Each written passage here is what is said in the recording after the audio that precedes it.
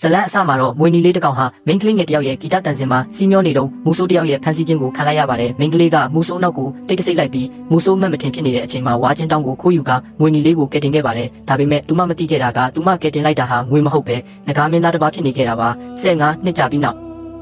်မျိုးနွယ်စုရဲ့ဒလိထုံးနှန်းအရအဲ့ဒီမိန်းကလေးအရွယ်ရောက်တဲ့နေ့မှာငကားနဲ့ဖျားထံရက်ပူဇော်ဖို့ပင်လယ်ရဲကိုပြစ်ချခြင်းခံခဲ့ရပါတယ်။သူမရေနစ်ပြီးတေခါနီးအချိန်မှာပဲသူမရဲ့လက်ထိတ်ခတ်ထားတဲ့တန်ကြိုးတွေကိုရွှေရောင်ငကားကြီးတစ်ကောင်ကလာရောက်ဖျက်ဆီးပြီးကယ်တင်ခဲ့ပါတယ်။မိန်းကလေးကငကားနဲ့ဖျားရဲ့ဝမ်းမျိုးခြင်းကိုခံရတော့မယ်လို့ထင်ပြီးလှည့်ကြည့်လိုက်တဲ့အခါသူမရှိမှချုံမောလာပတဲ့လူသားတစ်ယောက်အသွင်နဲ့ရက်နေတာကိုတွေ့လိုက်ရပါတယ်။ငကားနဲ့ဖျားဟာသူမကိုလွန်ခဲ့တဲ့15နှစ်ကကယ်တင်ရှင်မန်းချက်ချင်းတည်သွားပြီးစိတ်လှုပ်ရှားစွာနဲ့သူမကိုနမ်းလိုက်ပါတော့တယ်ဒါကိုမြင်သွားတဲ့အမတ်ချုပ်ကြီးလိတ်ကတော့ဒီမိန်းကလေးဟာနောက်တစ်ချိန်မှာငကားမိဖျားကြီးဖြစ်လာလိမ့်မယ်လို့တွက်ဆလိုက်ပါတော့တယ်တခဏကြီးကြာမှာတော့ငကားနဲ့ဖျားဟာသူမိခင်ရဲ့အရေးပေါ်ဆင့်ခေါ်မှုကြောင့်ငကားနန်းတော်ကိုခိတ္တပြန်မှုဖြစ်လာပါတယ်သူကမိန်းကလေးကိုနန်းတော်ကကိစ္စတွေရှင်းပြီးတာနဲ့လူပြည်ကိုပြန်လာပြီးလက်ထပ်ပတ်မယ်လို့ကတိပေးခဲ့ကရွှေရောင်ငကားအဖြစ်ပြောင်းလဲပြီးထွက်ခွာသွားပါတယ်အဲ့ဒီနောက်မိန်းကလေးဟာလည်းမော်ကိုဆွမ်းအားနဲ့လူပြည်ကိုပြန်ရောက်လာပါတယ်။သူမရဲ့ဖခင်ကတမီးဖြစ်သူပြန်ရောက်လာတာကိုမြင်တဲ့အခါအမျက်ဒေါသချောင်းချောင်းထွက်ပြီးသူမဟာငကားနတ်ဖျားထံရေပူဇော်ရမယ့်သူဖြစ်တာကြောင့်သူမကိုပြန်ခေါ်လာတာဟာငကားနတ်ဖျားကိုအမျက်ထွက်စေပြီးရွာမှာမိုးခေါင်ရေရှားမှုတွေဖြစ်လာတော့မယ်။ဒါကြောင့်မိသားစုကိုပါရွာသားတွေကခွင့်လွှတ်မှာမဟုတ်ဘူးဆိုပြီးတမီးဖြစ်သူကိုမြစ်ထဲထပ်ပစ်ချဖို့အတင်းအဓမ္မပြင်ဆင်มาတော့တယ်။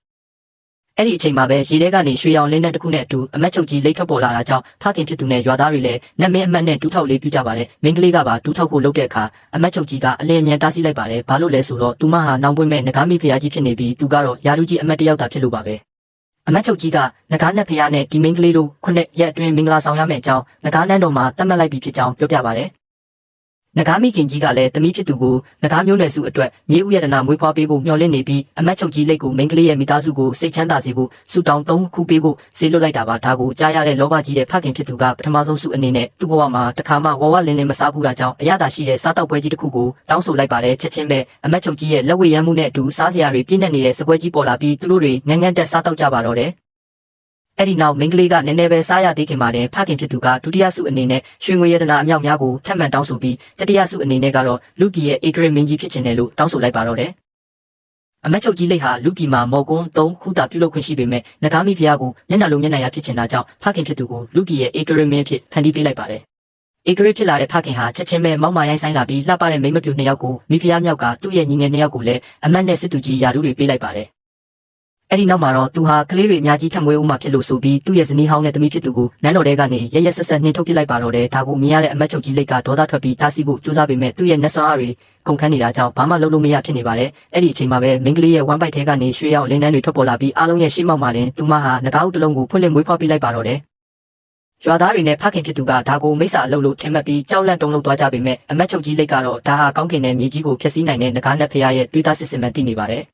ယ်ငကားမိခင်ကြီးလည်းငကားရင်သွေးရဲ့အရှိန်အဝါကိုလှမ်းသိလိုက်ရပေမဲ့လူပြည်မှာတော့လူပြင်းတွေရဲ့မိုင်မဲမှုကြောင့်ကလေးငယ်ကိုမိစ္ဆာလို့သတ်မှတ်ပြီးဖခင်ဖြစ်သူကဒီဥကိုချက်ချင်းကွပ်မျက်ဖို့အမိန့်ပေးလိုက်ပါတယ်စစ်သူကြီးဖြစ်သူကငကားဥကိုဘောလုံးလိုကန်ကြောက်ကစားနေတော့စစ်သားတယောက်ကတိုင်နဲ့စောင့်ကန်မိလိုက်တာကြောင့်ငကားဥဟာကွဲအပ်သွားပြီးအထဲကနေ2သားရွယ်ကလေးငယ်တယောက်ထွက်ပေါ်လာပါတယ်ရွာသားတွေကမိစ္ဆာဆိုပြီးကြောက်လန့်နေကြတဲ့အချိန်မှာအမတ်ချုပ်ကြီးလိတ်ကတော့ငကားနဲ့ဖျားရဲ့သားတော်ဖွင့်လှစ်မွေးဖွားလာပြီးဖြစ်ကြောင်းဝမ်းသာအားရအော်ဟစ်ပါတော့တယ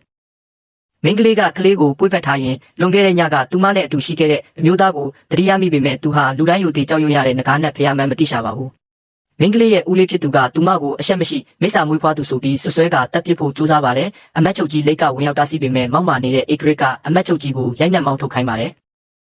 ်အမတ်ချုပ်ကြီးကဧကရစ်ကိုမိုးကြိုးပစ်လိုက်မယ်လို့ချိန်ဆလိုက်ပေမဲ့ကန်ဆိုးစွာပဲအမတ်ချုပ်ကြီးကိုယ်တိုင်မိုးကြိုးအဖြစ်ခံလိုက်ရတာကြောင့်ဧကရစ်ကသူ့ကိုယ်သူနတ်ဖျားတွေထက်တာလွန်တယ်လို့ထင်မှတ်သွားပြီးမိန်းကလေးနဲ့ကလေးငယ်ကိုမြစ်ထဲမျောပစ်ဖို့အမိန့်ပေးလိုက်ပါတယ်အဲ့ဒီအချိန်မှာပဲကလေးငယ်ဟာသူ့ရဲ့မွေးရပါနတ်ဆွမ်းအားကိုအသုံးပြုပြီးစစ်သားတွေရဲ့လက်ထဲကနေရုံထွက်လိုက်ကသူ့အမေကိုထိခိုက်အောင်လုပ်တဲ့သူမှန်သမျှတေးရမယ်လို့တတိပေးလိုက်ပါတယ်ကလေးငယ်ရဲ့စွမ်းအားကိုမြင်တော့ဧကရစ်ကမိန်းကလေးကိုကလေးနဲ့အဆက်အသွယ်ဖြတ်ရင်နန်းတော်မှာမင်းသမီးဖြစ်ထားမယ်လို့စီးယုံပေမဲ့မိန်းကလေးကညှင်းပယ်ခဲ့ပါတယ်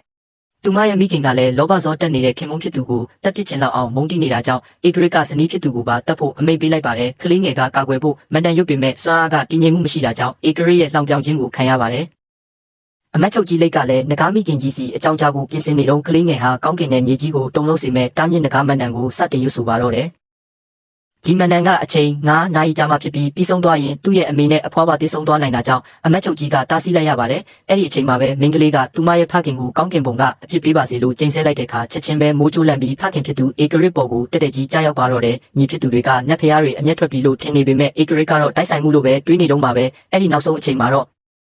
ကောင်းကင်ရန်ကနေမိုးချင်းတန်ကြီးနဲ့အတူငကာနတ်ဖရားရဲ့အုံကြွကြွအတန်ကြီးထွက်ပေါ်လာပြီမင်းတို့တွေငါရဲ့ဇနီးနဲ့သားတော်ကိုဘလို့တောင်ရဲရဲတင်းတင်းစော်ကားရဲကြတာလဲဆိုပြီးကျုံဝါလိုက်တဲ့အခန်းလေးနဲ့အတူဒီဇလန်တွဲလေးဟာအရှိန်အဟုန်ပြင်းစွာနဲ့ပြီးဆုံးသွားပါတော့တယ်ဗျာ